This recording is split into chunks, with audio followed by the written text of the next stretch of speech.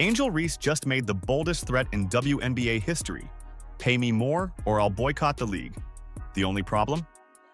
Her follow-up performance a few days after was a masterclass in missing shots. Some might even call it a bricklaying clinic. It's like a greatest hits collection of missed layups. I can't even believe this is real. I just stumbled across of it. There's 2 different videos now floating around out there, and it's unbelievable. While demanding superstar money on her podcast, Reese went 5 for 13 in her next unrivaled game, with one shot hitting the bottom of the backboard. The timing couldn't have been worse, or funnier, depending on which side of this comedy you're watching from. Let's break it down. Because I'm hearing like, yeah, they don't give us, if y'all don't give us what we want, like, we sitting out. That's a possibility. I guarantee you, the intelligent folks, and there are plenty in the WNBA, are saying, will you two idiots just shut up? Sit out. Girl, y'all benefited from everything. Y'all youngins benefited from NIL. What does that mean? We deserve more. Have you ever wondered what would happen if a WNBA player threatened to shut down the entire league? Well, Angel Reese just did exactly that. On a recent episode of her podcast See Unapologetically, Angel Reese sat down with fellow WNBA player Dee Carrington and made what might be the boldest statement in league history. She didn't just call for better pay, she straight up said if things don't change, she's out. I love how y'all have selective hearing. I said I'm hearing if they don't give us what we want, we sitting out. And that's the truth. Good. This is the same person that literally said she didn't know what her WNBA salary was and that it didn't even cover her. Let's talk numbers. Reese's rookie contract pays her about $73,000 in her first year, part of a 4-year deal worth roughly $325,000. That's standard for WNBA rookies. But according to Reese, that salary barely covers her expenses. In a TikTok rant, she bluntly stated, "The WNBA doesn't pay my bills at all.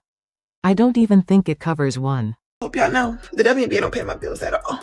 I don't even think that pays one of my bills. Let me do the math real quick. He might cover that.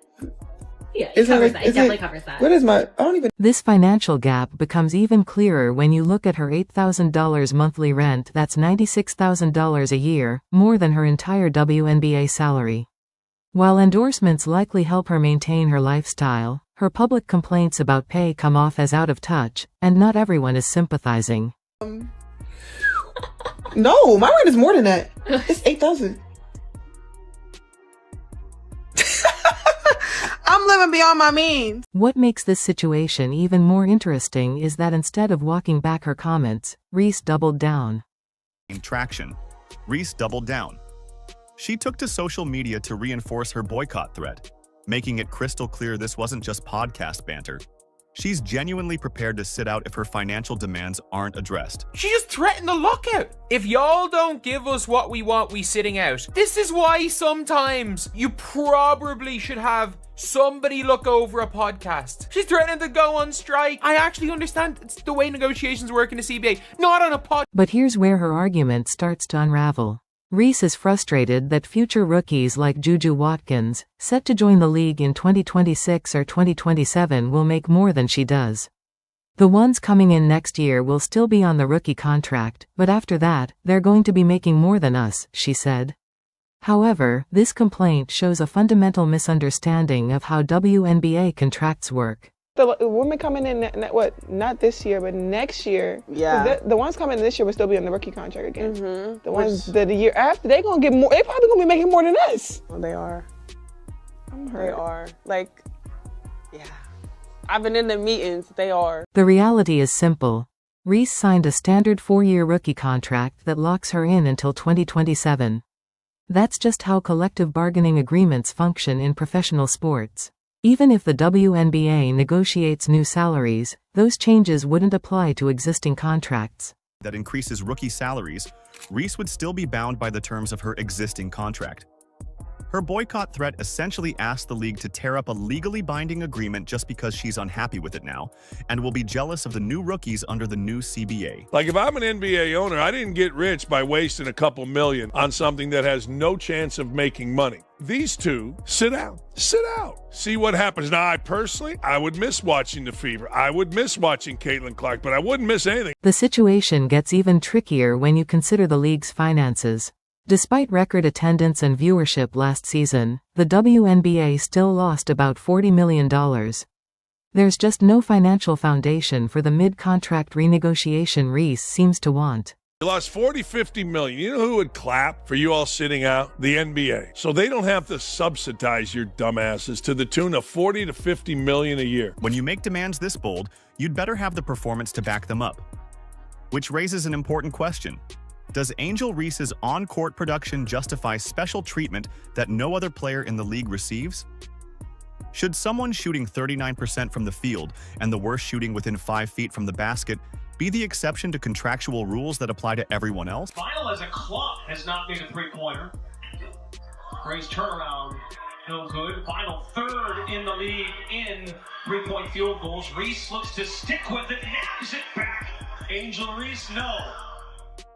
As if the basketball universe wanted to respond directly to Angel's ultimatum, her very next game turned into what can only be described as a layup clinic, though not the kind anyone would pay to attend.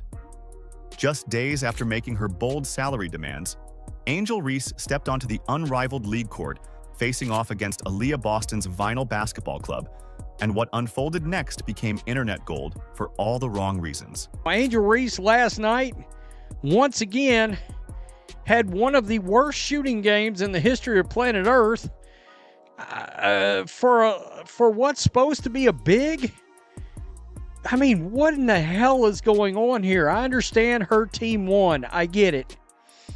5 of 13 from the field.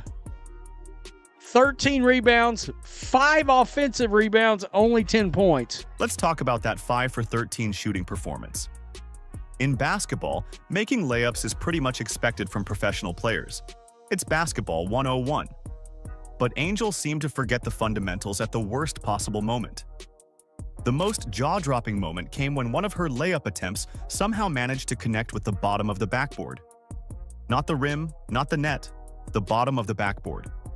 That's the kind of shot you'd expect from someone who's never touched a basketball before, not from someone who believes they deserve a bigger paycheck. This is the same player that just came out and said, if they don't pay them the bag in the WNBA, we sitting out. Quote, we sitting out. What? I mean, after seeing her miss routine layups over and over and over again, I'm like, how the hell can this person possibly be demanding more money from anyone? The sequence was almost painful to watch. Multiple attempts directly under the basket, point-blank range, the kind of shots that players practice since elementary school. And somehow, they weren't falling. Not just missing, but missing in spectacular fashion. One shot after another clanking off the rim or missing entirely, while defenders who couldn't believe their luck grabbed the rebound. Sykes lofts it up. Reese on the cleanup. Power dribble to separate. The internet, predictably, had a field day. As clips of these missed layups went viral, fans responded with comments dripping with sarcasm. "Pay her, please," and "Give her the max" appeared repeatedly under videos of her bricks. Others didn't hold back, labeling Reese a bricklayer and questioning her offensive skills with comments like, "She is so overrated," and "Reese only one I've seen make a layup look hard." Guys, how many times have I said she shouldn't be practicing no jumpers from nowhere? I mean, she ought to be just layup after layup after layup. Because let's be real, a lot of the heat she takes is because of this. And it's because it's not to be believed. Some observant fans even noted that Reese managed to secure 2 offensive rebounds on multiple possessions where she missed her layups, leading to speculation about whether she was intentionally missing shots to inflate her rebounding stats. Talk about a conspiracy theory that actually makes you stop and think. Say what you want about Angel Reese. You can't tell me she isn't the star of every show every time she's on the court. I can't even hate on this. She's Larry, Moe, and Curly all at once. The Three Stooges. I mean, wow. Come on. I think the worst part is Lisa Leslie risked her legacy and credibility coaching her with no visible improvement so far anyways. Good God. Laugh out loud. But she gets rebounds. She's threatening leagues over pay. The timing couldn't have been worse. Imagine walking into your boss's office demanding a raise, and then immediately afterward completely failing at the most basic aspect of your job. That's essentially what happened here. The disconnect between Reese's salary demands and her actual performance became impossible to ignore. What's wild is that some players can struggle with shooting but still provide value in other ways that justify higher salaries: elite defense, playmaking, leadership. But when you're missing point-blank layups that hit the bottom of the backboard, it's tough to make a case that you're being underpaid. And isn't she shooting like 35% from the field? Can somebody tell me who in the world watches a 35% shooter from the paint that is basically grabbing her own rebounds from her own missed shots? Basketball performances speak volumes, but TV ratings scream even louder. Angel Reese keeps talking about her value to women's basketball, but when viewership plummets from more than 300,000 to below 100,000, maybe it's time to perfect those layups before demanding that bigger paycheck. Angel Reese wants credit. The reason why WNBA is up is because of Angel Reese. She's not getting enough credit. She did this too. She taunted Caitlin Clark. She made this whole thing. Let's talk about the elephant in the arena.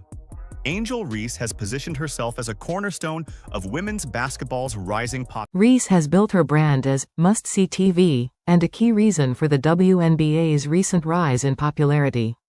Her social media presence and interviews suggest she believes fans are tuning in specifically to watch her. The reason why we watching women's basketball is not just because of one person, it's because of me too, and I want y'all to realize. But what happens when we measure star power not by Instagram followers or podcast downloads, but by actual viewership numbers?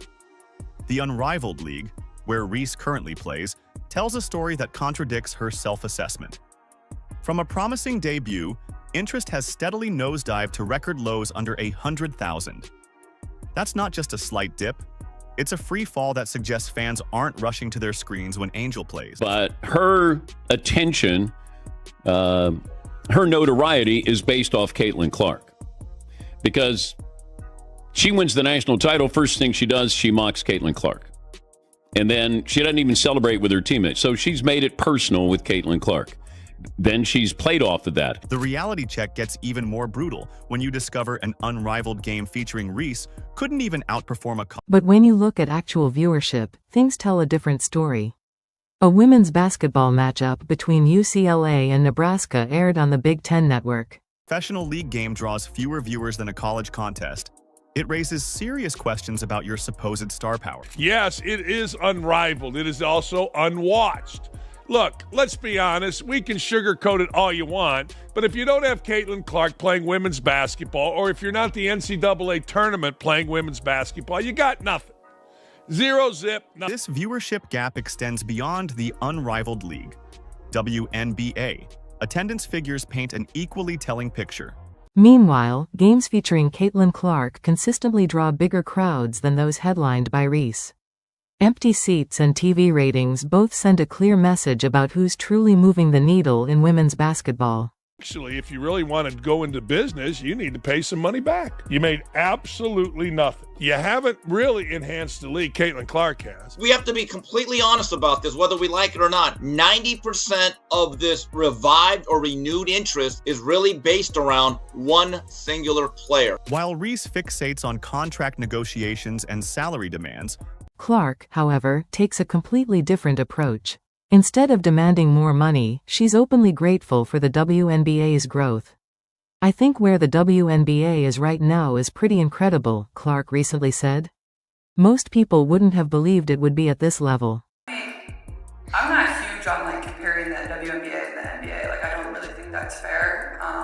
Obviously, I think where the WNBA is right now is pretty incredible. I think a lot of people, or most people, would not believe it's in the place that it is right now. So I think when people always ask me this question, where I think it'll be in 5 years, is it's hard for me to answer because people didn't even think we'd be right here, right now. And I think really sky's the limit. I think when you see, our TV numbers when we're on, national television, we're averaging over 1 million viewers or whatever it is. The All-Star game, I think, was over 4 million viewers. It's just really great numbers. So the more opportunities we're given, I think the more it's going to shine and get better and better. I think also the talent level in college is continuing to get a lot better, and as those players come into the league, and it's going to continue to improve. We're adding 2 new teams next year, and then probably another team year after that. Some more games. Yeah, more games, which I think will be good. It will lengthen the season a little bit more. Notice the difference? While one player issues ultimatum, one player threatens boycotts, the other focuses on progress. Clark isn't asking for more recognition, she's putting in the work. Reports say she's using her off-season to improve physically and prepare for her second season. This difference in attitude highlights 2 distinct views of professional sports. Reese believes her star power alone justifies a bigger paycheck. Clark, on the other hand, knows real value comes from consistent improvement, results, and team success. I was funding this league, I'd say, all right, hold on. You got a golden goose. We all got one in Caitlin Clark. These people that are criticizing Caitlin Clark, these people that are hitting Caitlin Clark, these people that are talking as if they are as important as Caitlin Clark are hurting our opportunity. They're hurting the... So, who's actually driving the WNBA's growing popularity? Ticket sales and viewership numbers make it pretty clear. the data doesn't support Reese's self-assessment as a viewership magnet. Instead, Clark is the one filling arenas and drawing huge TV audiences. The numbers don't just suggest a trend, they make it obvious. It's Caitlin Clark, not Angel Reese, who is the biggest force behind the WNBA's recent surge. This isn't about personal preference, it's what the data shows. Continue to use my voice to speak for what we want and deserve as a league. Thank you. No, that's not what you did. You said me, I. They're going to get more than us. I deserve more, blah, blah, blah. Oh, shut. Women's basketball's rise is undeniable, and the numbers tell the real story. While one player demands more money, another is bringing in record-breaking crowds and ratings. As one analyst bluntly put it, if I owned a WNBA team, I wouldn't miss watching the Fever. I wouldn't miss Caitlin Clark. But I wouldn't miss anything else. That statement perfectly captures the reality. Clark's impact stands far above those claiming equal importance. The path forward for women's basketball isn't paved with podcast threats or social media demands. It's built through the kind of authenticity and skill that actually fills arenas. The contrast is striking: humility versus entitlement, substance versus spectacle. The numbers don't lie. Fans recognize true value, and they're showing it with their viewership and ticket purchases. Do you think Reese will change her approach? Let us know in the comments, like, subscribe, and turn on notifications so you never miss an update. Click the video on screen, and we'll see you next time.